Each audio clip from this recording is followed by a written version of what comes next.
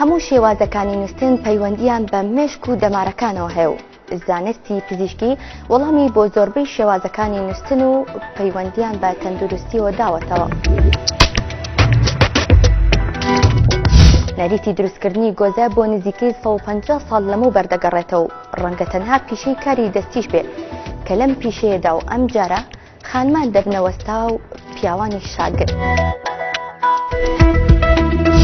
ئارەزومەندانی تەسبیح لە هەموو تەمەنەکاندان بەڵام زیاتر ئەوانی لە سەر و 50 ساڵێوان پشکی شێری ئارەزومەندانی تەسبیحیان بەردەکەوە. نرخی تەسبیحەکان جیاوازن و لە نێوان 500 دیناری عێراقی تا 2.5 ملیۆن دینار و بگرە زیاتریشە. وێزگا هەفتانە بە چەندین بابەتی هونەری هەمەڕەنگەوە میوانی ماڵەکانتان دەبێت. بەرنامەی وێزگا ئێوارەی هەینی کاتژمێر 6:30